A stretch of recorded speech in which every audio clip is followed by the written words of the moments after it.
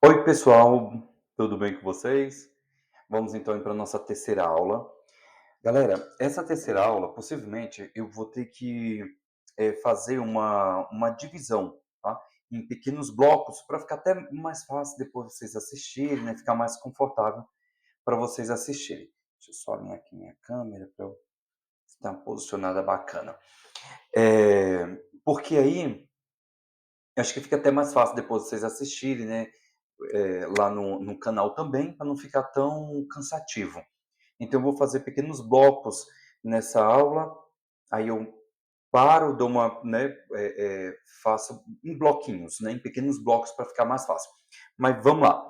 Então, essa aula 3 nós vamos falar sobre o metabolismo e eliminação dos fármacos. Já fiz na aula 1 e na aula 2, eu já fiz essa prévia de como que funciona o processo de metabolismo, de eliminação. Só que agora nós vamos dar aquela. Vamos mergulhar um pouquinho mais, vamos dar uma mergulhada mais profunda para a gente poder entender melhor como que acontece o processo de metabolização dos medicamentos. Então vamos lá. Nessa primeira parte, nós precisamos entender o seguinte: que eu não vou dizer todos os medicamentos, porque hoje, com a possibilidade de mudanças no processo de síntese das moléculas e até mesmo no processo de manipulação, nós temos modificações importantes. Mas, no geral, os medicamentos ao serem absorvidos, vou falar principalmente para o sistema oral, né, pela via oral, significa que esses fármacos, eles precisam ser biotransformados. Isso significa passar por um processo de metabolização. Por quê? Uma parte dos fármacos, quando eles são. Parte não, né? Alguns fármacos, quando eles são absorvidos e eles passam pelo processo de metabolização, esses fármacos ainda não se encontram na sua forma ativa. Então, a metabolização da medicação irá possibilitar lá no órgão, no nosso principal órgão de metabolização, que é o fígado, isso vai possibilitar com que esse fármaco agora, que até então ele tinha sido absorvido, ele chegou até o sistema hepático, ainda não tinha sido metabolizado, vai possibilitar agora uma metabolização desse fármaco. E essa metabolização irá ajudar, né, irá proporcionar com que o fármaco agora fique na sua forma realmente efetivamente ativa. Só que é o seguinte, uma parte do fármaco que é metabolizada, a gente já viu isso na primeira aula, uma parte desse medicamento que é metabolizada, ela já pode ser excretada. Então, eu tenho uma inativação desse fármaco. Uma parte vai ficar, então, que a maior proporção ficará na sua forma ativa, uma parte vai ser excretada já de imediato, só que também essa metabolização, ela tem como objetivo reduzir a possibilidade de ter acúmulos de resíduos ou de metabólitos desse fármaco já de forma tóxica. Só que o inverso também pode acontecer. Eu também posso ter a possibilidade de ter fármacos na sua forma com uma maior toxicidade. Espera aí, mas então como que eu vou saber diferenciar isso? Várias particularidades fisiológicas dos pacientes serão cruciais para esse processo. Porque se o paciente, como a gente já viu na aula 2, o paciente, se ele tem uma falha hepática, por exemplo, isso pode comprometer, isso irá comprometer a função, isso irá comprometer a, a, a ativação desse fármaco, ou até mesmo a metabolização dele, gerando uma concentração muito maior de fármacos com seus metabólitos mais tóxicos. Isso nós não queremos. Então, vamos pensar, um paciente com uma insuficiência hepática, ele vai metabolizar medicamento completamente diferente. Isso aumenta a possibilidade de um efeito tóxico relacionado com a medicação. Aí vem aquela história, né? As pessoas falam assim: ah, eu uso esse medicamento, mas ele fez mal para o meu fígado. Será que essa afirmativa que os pacientes eles fazem, eles pontuam, tem realmente fundamento? Tem, porque o paciente vai sentir um desconforto, e realmente o fígado ele pode ficar que nós chamamos mais tumefado, entre um processo ali inflamatório, e vários medicamentos podem causar processos inflamatórios no sistema hepático, e diminuir a atividade hepática de metabolização. Como, por exemplo, paracetamol. Nós sabemos que paracetamol é extremamente hepatotóxico. Claro que dentro de uma faixa de segurança, né? Ah, eu vou tomar um comprimido de paracetamol e já vou ter problema hepático. Não, não é isso. Mas, obviamente, se um paciente já tem um problema hepático e ele utiliza um paracetamol, eu tenho uma potencialização desse fígado ter um maior comprometimento. Mas o paracetamol, para ter um processo de intoxicação em um fígado normal, um fígado rígido, né, com boa saúde, paciente com boa saúde, existe um limite de gramas que pode ser tomado. Outros medicamentos, independente da concentração, pode já causar de imediato um problema hepático. Um exemplo bem pontual que a gente pode dar é o caso da isotretinoína, que é o Rocutan, né, nome comercial do laboratório. É um fármaco que é utilizado, é um dos fármacos mais utilizados para pacientes com acne, principalmente acnes com dificuldade de tratamento com os tratamentos convencionais, e ele pode causar uma hepatite medicamentosa significativa. Interações de outros fármacos também aumentam a possibilidade de uma intoxicação hepática no paciente. Então, o que eu quero trazer para vocês é que eu preciso metabolizar o medicamento. E o medicamento por via venosa também vai ser metabolizado.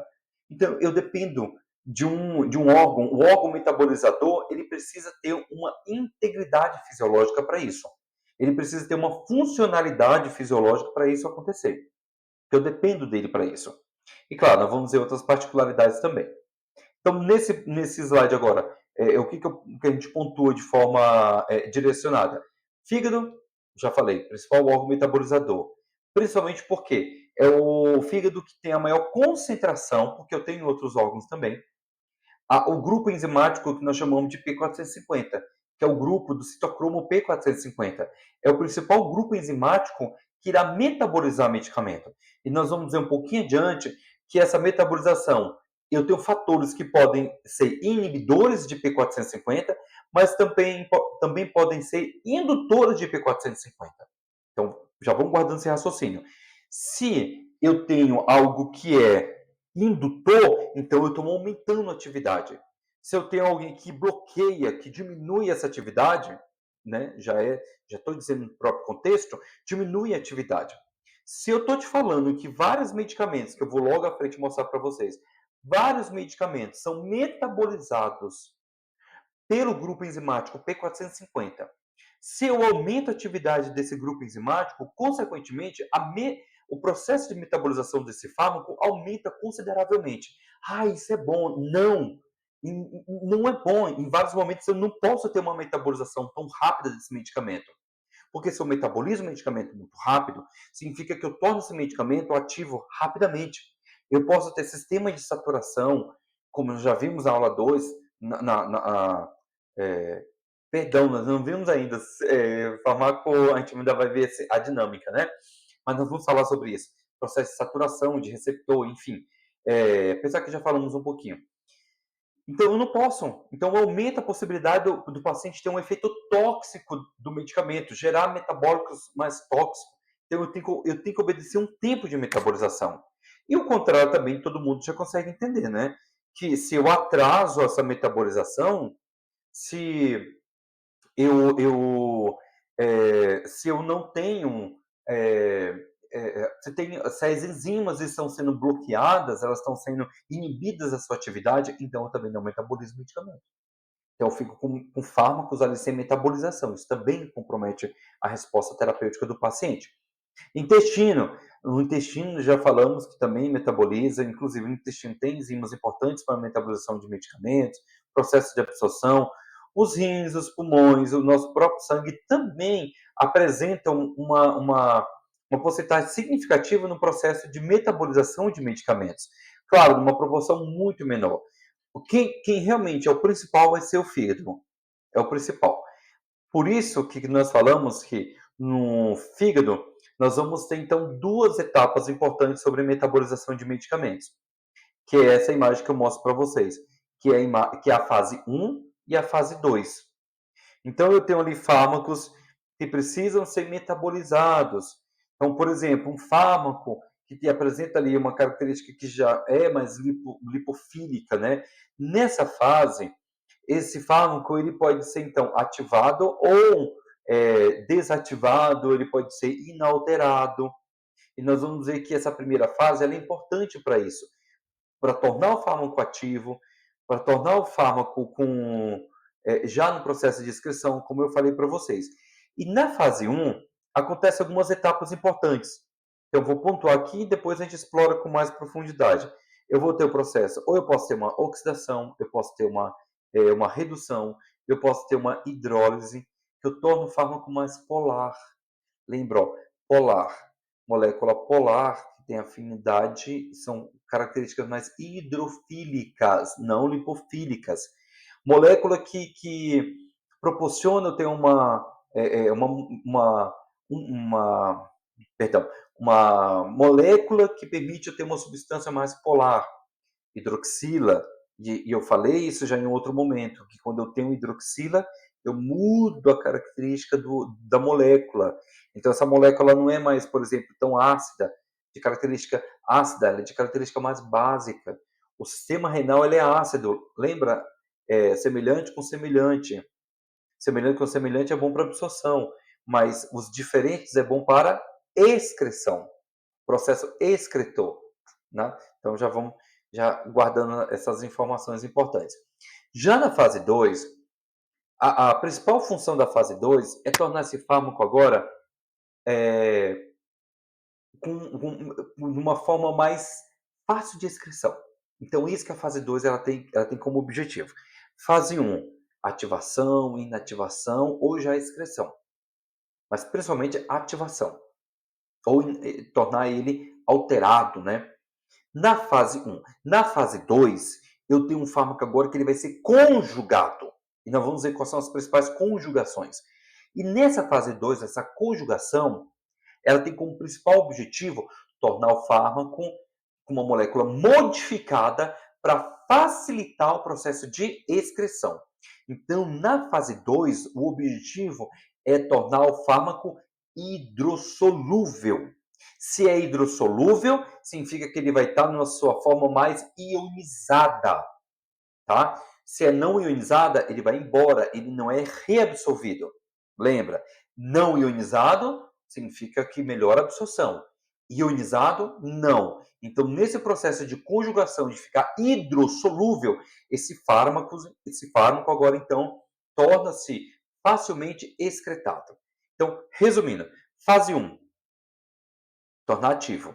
Fase 2, tornar esse fármaco facilmente excretável, ok? Então, já guardando, pontuando essas particularidades para a gente, tudo bem? Então, vamos lá. Continuando, na fase 1, então, como eu falei para vocês, na fase 1 eu vou ter oxidação, ou eu tenho uma redução, ou eu tenho uma hidrólise. No caso, por exemplo, de uma oxidação, que são as principais moléculas que vão, então, intermediar isso? O nosso grupo P450, tá bom? Então, o grupo P450, ele é o principal sistema que é responsável por tornar esse fármaco agora modificá-lo na fase 1. Então, no processo de oxidação. Aí eu coloquei o diazepam, nordiazepam como exemplo, mas diversos fármacos serão oxidados através da P450. Beleza? Então, esses grupos são importantes para facilitar o processo de ativação do fármaco. Só que também eu posso ter redução. Na redução, ela vai ser a menos comum, a oxidação é a mais comum, por conta do P450 e é a que ganha a maior proporção mesmo de metabolização. Já na redução, acontece principalmente por um processo mais anaeróbico, né? Então eu tenho ali, na redução, eu tenho a participação principalmente da nitroglicerina, do óxido nítrico, são compostos que são importantes para esse processo de redução. Já na hidrólise, acontece por quebras enzimáticas, que é o caso, por exemplo, a participação das esterases. Onde é que eu tenho muita esterase? Intestino. O intestino já pode participar ali da fase 1 de metabolização.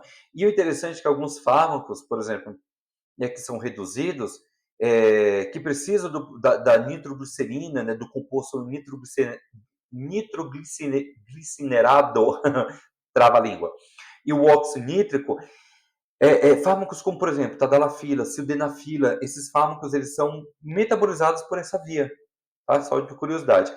E as esterases, elas são predominantemente no nosso intestino, principalmente no intestino delgado, na porção mais ali central, na região do ilho, onde eu tenho a maior concentração de enzimas das esterases. Então, só para vocês entenderem todo esse circuito de como que isso acontece, tá bom? Então, vamos lá.